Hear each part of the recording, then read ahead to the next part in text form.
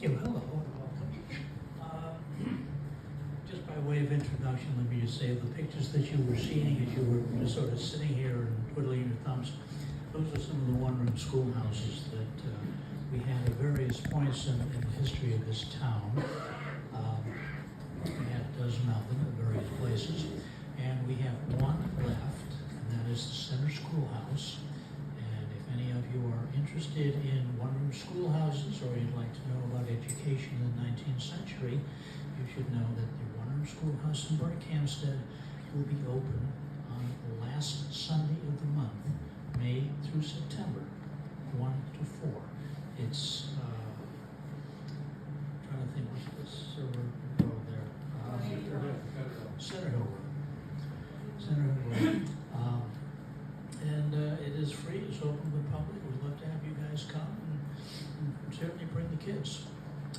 Okay, so in any event, what we're going to do today, we want to talk a little bit about John Brown, his tree, and the connection to Barkhamsted. So let me start by very, very briefly reviewing for you who John Brown really was. In the 1840s and 50s, John Brown was one of the leading and the most passionate advocates for the abolition of slavery.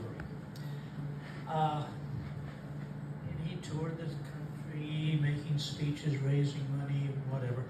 And eventually he realized that the passionate oratory wasn't doing it. And he came to believe that violence was the only way that we would ever really get rid of slavery.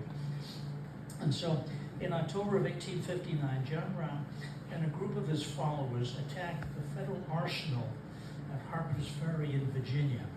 Now, it was in Virginia then. After the Civil War, it became West Virginia. The plan was to steal all of the armaments that were stored there in the armory and distribute them to slaves as part of a mass slave rebellion. The plan didn't work. He was captured by a company of Marines under the command of a young corporal by the name of Robert E. Lee. And he was tried for treason against the state of Virginia. He was found guilty. And on December 2nd of 1859, he was hanged at Harper's Ferry. Now, the raid itself was a military failure. But many people consider it as the first real step towards civil war. And 2 years after his hanging, thousands of people all over this country were singing, "John Brown's body lies a-mouldering in the grave. His spirit goes marching on." There's variations on what the wordings really were, so you'll hear different versions of that. Now, today and around here, John Brown is usually associated with Torrington. He was born in Torrington in 1800. An image of his house is on the town seal, as is the notation that it's the birthplace of John Brown. If you go to the main post office in Torrington, there are a couple of murals, WPA-era murals showing John Brown.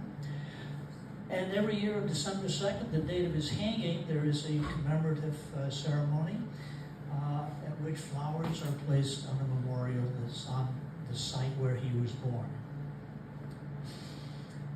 But John Brown had a connection to Barkhamsted, and it's a connection that may have been much deeper and much more emotional than is generally recognized.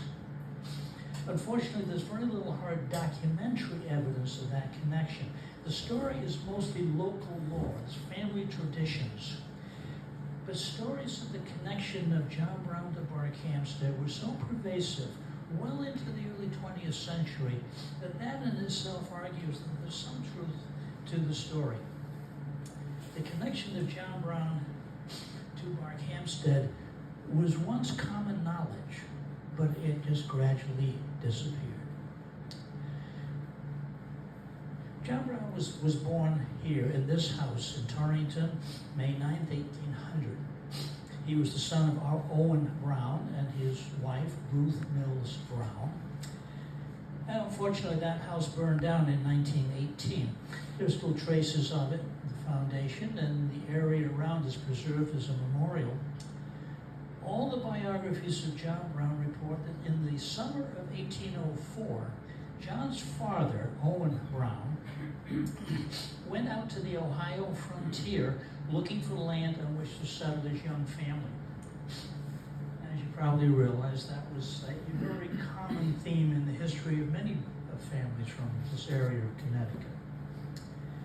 Well, history has a tendency to focus on men, often doing heroic things, like exploring the frontier, but history tends to ignore the women, who, by staying home and taking care of the family, often make it possible for the men to go off and do their historic adventures.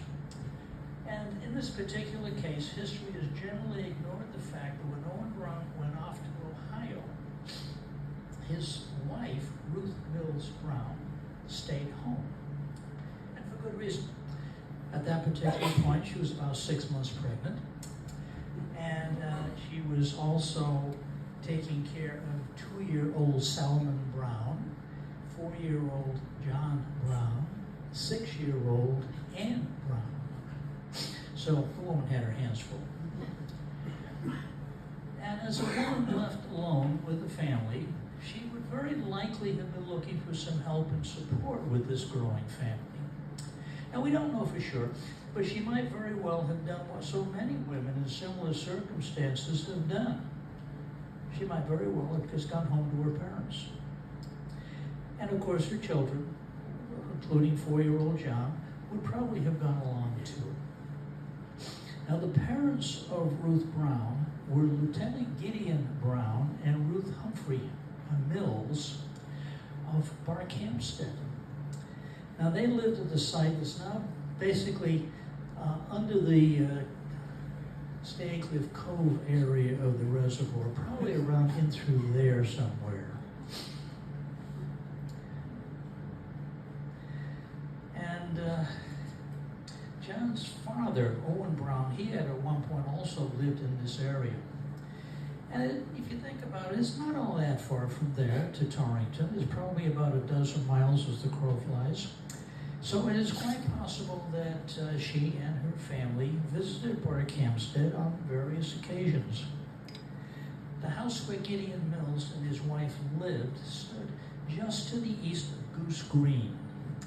In those days, it was a large public area where the militia would drill. And you can see this would be Goose Green. We don't know, first of all, we're not 100% sure why it's called Goose Green. There's no real official explanation for that. But basically, this area here was the green. And the Mills lived basically just downhill from here.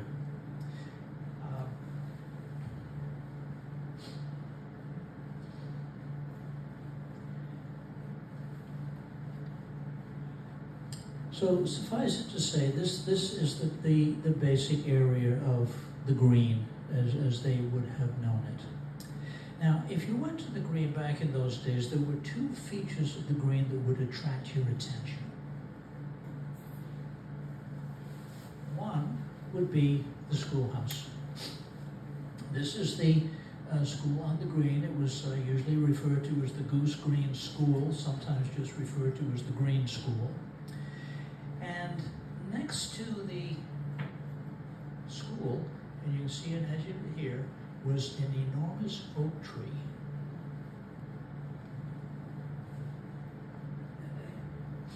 Now, this particular tree, it would have been, the tree and the schoolhouse would be basically here, almost to that intersection of 181. Here, probably on the right-hand side, down in through there. Now, the tree, situated as it was on the crest of the ridge, had in much earlier times also been a meeting place for local Indian chiefs, and was known, generally as the Indian Council tree. Tradition has it that when the baby John Brown was first brought to his grandparents' place in Barkhamsted, Grandfather Mills took him out under this tree, pointed up and said to young John, "This is a wonderful work of God." John, it is said, was immediately drawn to this enormous tree and thereafter always referred to it as my tree. Now, while specific dates are unclear, there are recurring stories in the 19th and 20th century Barkhamsted of the Brown children being here. Now, remember, we're talking about little kids, and we can always remember back what little kids did. Very seldom do we write those things down.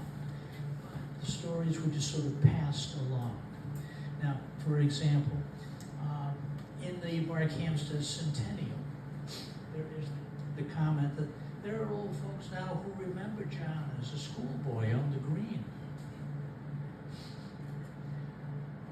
Lewis Mills, the educator and author for whom the Region 10 High School is named, mentioned John Brown in his book called The Story of Connecticut. And he says, John, as a boy, visited his grandfather and played under the oak that formerly stood near the Green School. Lewis Mills, you've heard the name many, many times. He was born, raised, died, and is now buried in Canton. And he was of the same general family line as the Mills.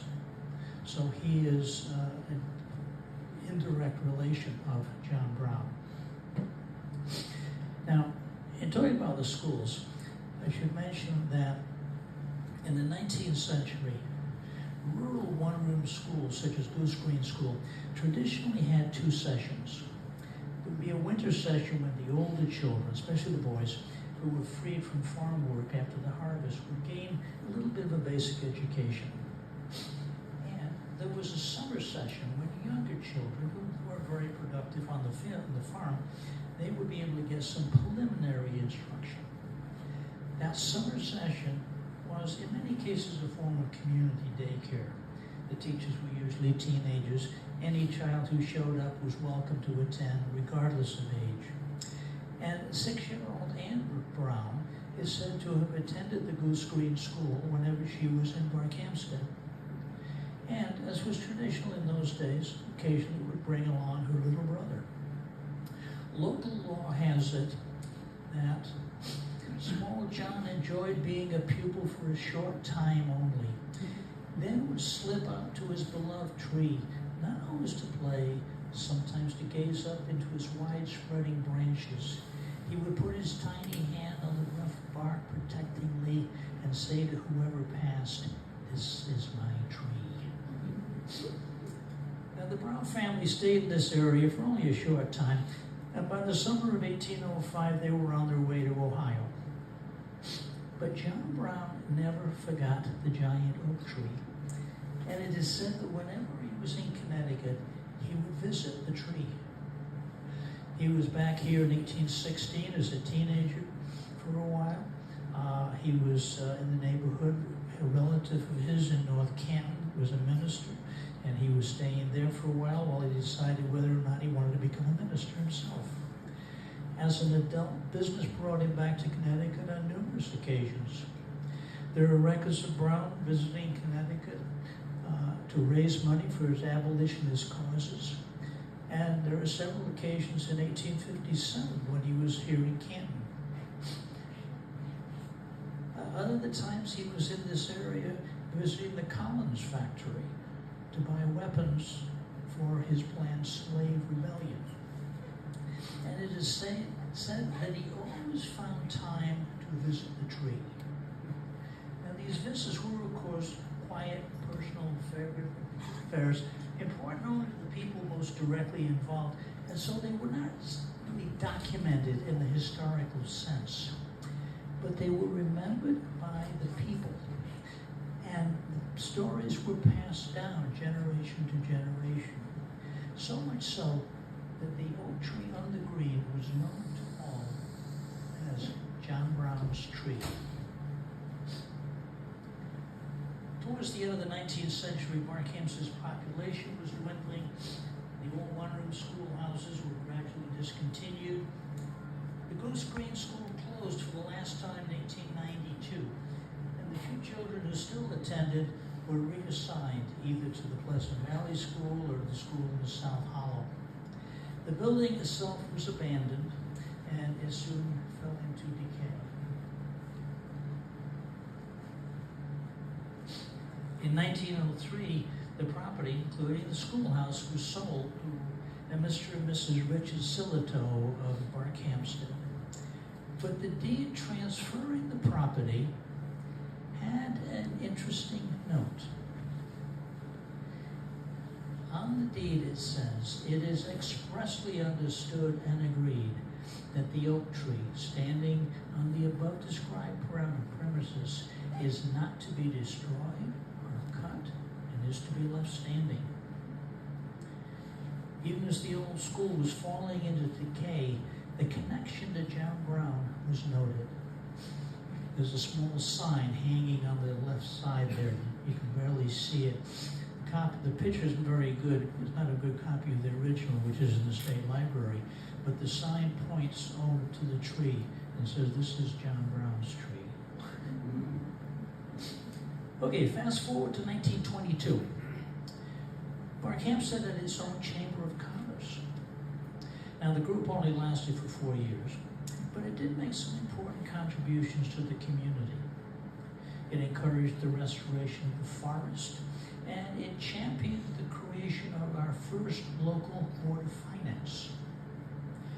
As part of the effort to promote the community, the Chamber of Commerce undertook to identify and publicize certain points of historic interest.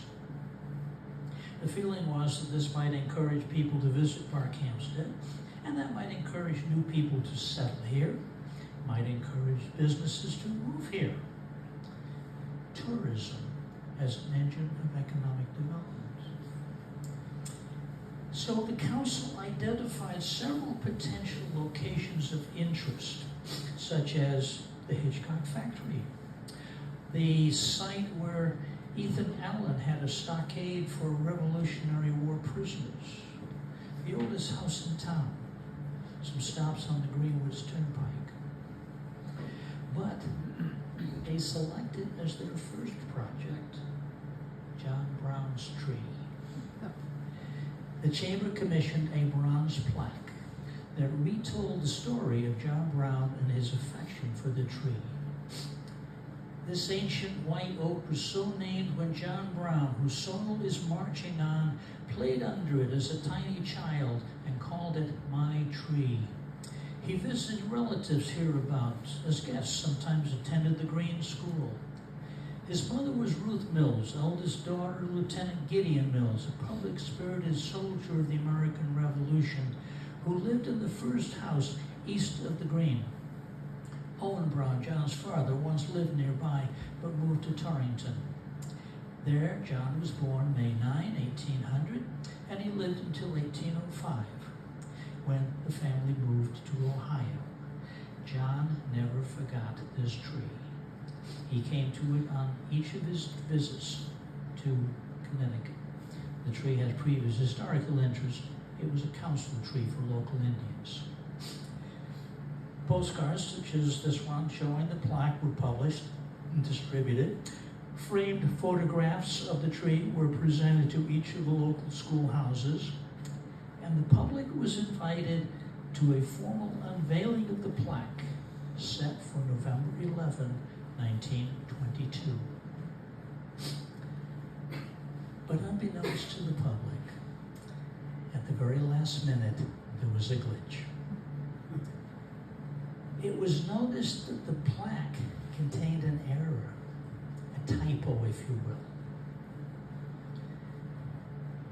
In the third line of the text, an N is in place of a T, creating the phrase, "calling in my tree." It should, of course, be "called it my tree." The article that we have in the Barkhamsted Heritage book has the same picture, and I don't think they knew that there was a mistake in it. But, the invitations had been sent out, newspapers had been notified, plans had been made. So the program had to go on. On the afternoon of November 11 of 1922, town dignitaries, along with delegations from all of the local schools, including the Winstead schools, met at the old tree. Veterans came in uniforms. Members of patriotic organizations wore their sashes and their medals. Speeches were given. Memories of John Brown were shared. The Winchester Historical Society brought in a display of historic artifacts connected to John Brown. Two officers of the chamber, a Miss Rowan and a Mrs. Riley, prepared a talk called Local Items About John Brown and His Family. They had put this together based on discussion with the old folks who lived in the area. The reporter for the Winstead Evening Citizen said that the report contained a surprising amount of information. Some quotes from their report was printed in the paper, and I've used a few of them here, but unfortunately the full text can no longer be located. The plaque attached to the tree was officially unveiled by Lewis H. Roberts and his brother Lawrence Roberts.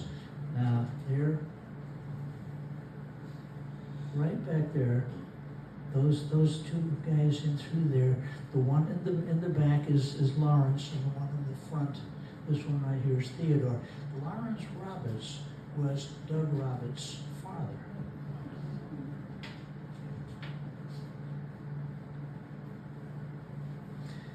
The ceremony was front page news in the Winstead Evening Citizen. It was covered by the Hartford Current, by Hartford Times. Even the New York Times had a copy of it. 4 days after the ceremony, the defective plaque was taken down and returned to the manufacturer for correction. It was soon returned to Barkhamsted and quietly reinstalled on the tree. At some later date, a new batch of postcards was published that showed the corrected plaque all installed on the tree. But all of the attention in the ceremony could not alter the fact that the old tree was dying.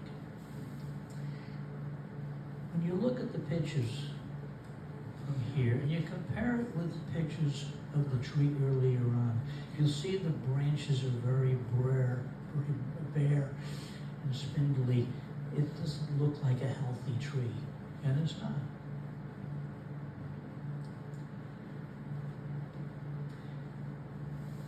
Less than a year after the installation of the plaque, the board had an expert come in to do a program on tree preservation. And this visiting expert reported that the tree is hollow. In fact, it's a shell, a little more than a shell, and it's going fast. Weather took its toll on the weakened tree. On March 22, 1927, the Winstead Evening Citizen reported that the famous John Brown tree was badly damaged by a recent windstorm. One huge limb was ripped off, tearing away a section of the trunk. The side of the tree on which the bronze tablet is located is still standing, and there is a belief in some quarters that the tree might be repaired. An article in the Current suggested, hopefully, that the side of the tree may be preserved for many more years, but it was not to be. At the sesquicentennial celebration in 1929, Elliot Bronson, the main speaker, in his talk on Barkhamsted history would report, "This noble tree has at last succumbed to decay."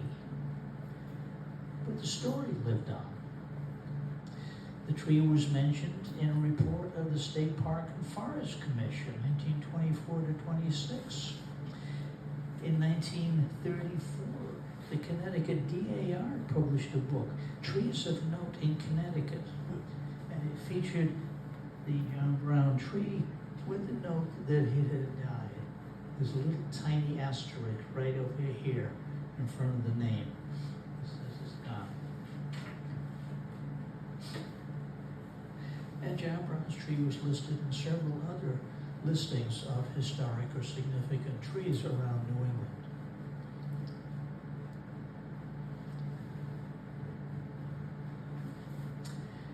The end of the old tree is said to have come in the fall of 1927, but exactly when and how the old tree fell seems not to have been recorded.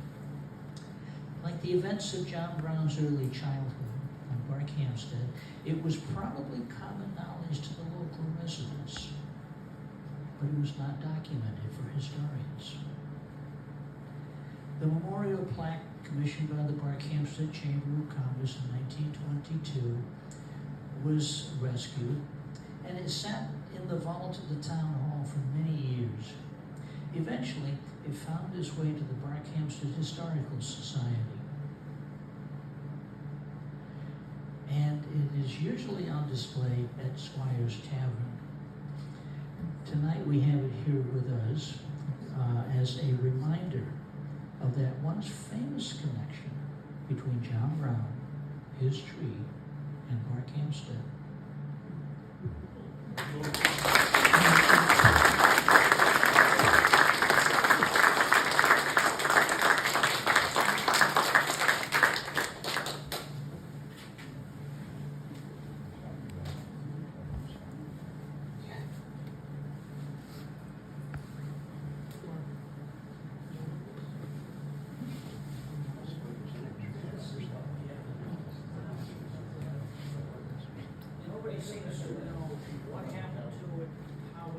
Can you speak up, please?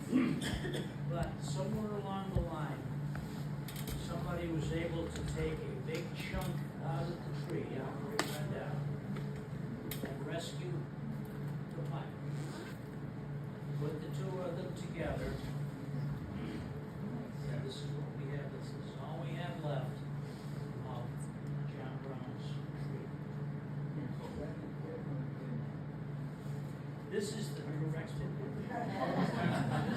This is the real thing.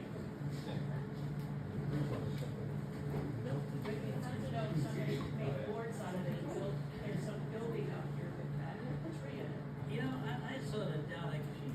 Most of you know what happens when a tree rots. There's not a whole lot there that you're going to use. You maybe get a little bit of firewood out of it. But that's, you know, that's it. But you're sure not going to go build too much on it. So, I think it's kind of a fascinating thing. There was sort of this underlying, everybody knows this is John Brown's tree, but they didn't write about it, they just accepted it. And then it went down, and I think the word sort of spread through the community, but nobody wrote about it. And life goes on. So anyway, at this particular point, there are no remains, there are no traces of the tree or the school, or the Mills house where Mrs. Mills was born. What year did John Brown die again? When did he die? 58. 1859. He was hung in 58. You know, right after Harper's Ferry. I mean, you know, they caught him, they had the trial right there, it was, you know, guilty, out he goes. And, but the hanging was major news all over the country. And it just really raged people on both sides. And, you know, suddenly there were thousands and thousands of people ready to go to war because of, you know, John Brown, you know, to support John Brown's side. And there were equal numbers on the other side saying, you know, this guy's a terrorist and we got to defend against him. And, you know, 2 years later, here in Civil War. Mike, was that one of the oak trees from the Charter Oak? Or Huh? was that tree related to the Charter Oak? No. It was not. It was a white oak, and I think the Charter Oak was a white oak, but there's no relationship. That was a very old tree. Remember, that was an Indian Council tree. Right. Long before the settlers were here, because it was right on the ridge, and if you think about where, you know, where the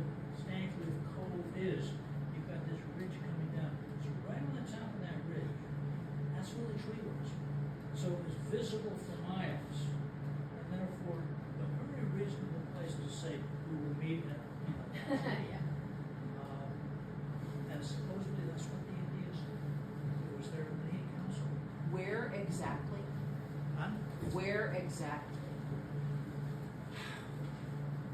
We really don't know exactly. We know pretty much where the schoolhouse was, and this was right next to it. So, was it, on that, under that table and under that table, no. But where exactly was the school? Right, on Goose Green. You missed the map. Oh, yeah. Yeah. Sorry. No, it was Goose Green and Pleasant Valley Road, kind of like with Karen Hassick. Right where her house is. Yeah, that's what I'm looking at. That's where the school was. Yeah. Okay. Okay. Here's Goose Green Road. Okay. Here's the road going.